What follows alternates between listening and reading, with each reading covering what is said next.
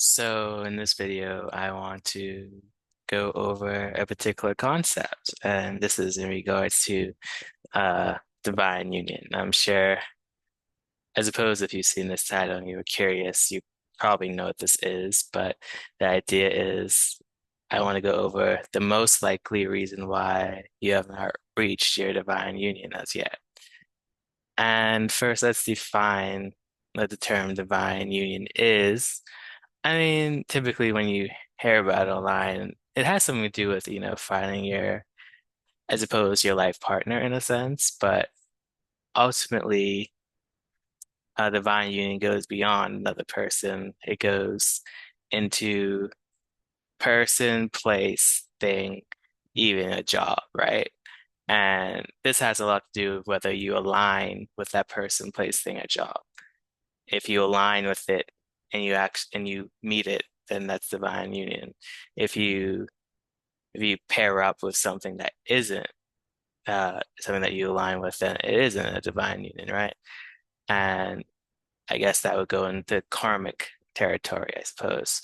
But let's define alignment, A lot of the spiritual stuff has like fancy words, but we're basically just talking about something that you're on the same page with, shares your same core values. Basically the concept of being equally yoked, right? Yeah, that's basically what we're talking about. And when you're on the same page with something, that could be something like 80% of your beliefs are similar, maybe, or it could be like the inverse where, well, 80% of your beliefs are similar, maybe 20% aren't, but it's a good pairing. Maybe it's like 50-50, but what is good, like the commonalities are strong enough to where you could still be, where this could be a good pairing. And when I mean pairing, relationship, friends, acquaintances, whatever. And then you could also have the inverse where maybe it's like 90% you have shared similarities, but then there's 10% where is a super strong 10% where because this one 10% is not you're not aligned with, then that person is not for you, or that job is not for you, that place is not for you, you know. Um, and so basically the ones when you would find this thing that you are aligned with, that'd be what you want to stick with essentially, right? Until you align with something else, right? Um, and the crux of my point is that the actual reason why you haven't gotten this divine union yet is probably because of communication, marketing. It's like a communication marketing issue. Essentially, right? I know some of you may have heard the term of what you want wants you, but is what you want, like, is it able to find you? Like, that's the question. Are you recognizable? Do you recognize them? Like, do you know who each other are, right? That's kind of like the concept here. And so it essentially is like in a business, for customers to be interested in the product or service, they have to know it exists. Just like in with this alignment concept, for someone who's a good fit for you to want to be with you, they would have to first be aware of you. So essentially, the problem comes down to like, are you able to be seen? Are people able to come in contact with you? Are you within the social groups that are that that are based within your interests so that you can meet other people with similar interests, right? That's like the main thing there, right? Because if they can't find you, well, you be you never get it, right?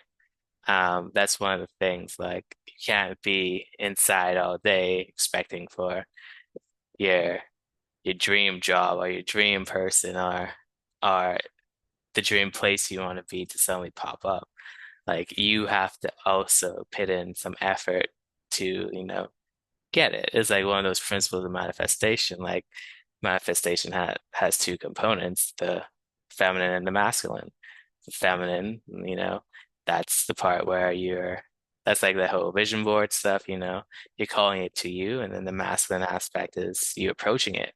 Well, even if you're specialized in like the feminine aspect, you still need to be seen for the masculine aspect to come to you, and vice versa, right? Like that's kind of like how it works. You have to be present. So now for some of you, this would, making this alignment happen may mean moving.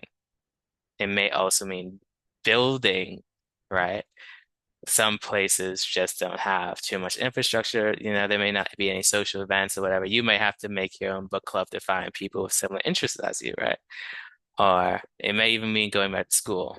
Um, that's kind of like in the categories I'm in because I've moved. I plan to go back to school, I plan on building things because where I'm at, that these seem to be the things that, would work best to my advantage and manifesting things I want in my life. The reason why I moved is because I noticed the place where I was, it wasn't really aligned with me. There was so much friction. The average person I'm coming in contact with doesn't share any values. I did know a place where values would be shared. For me, that was home. So I went back home.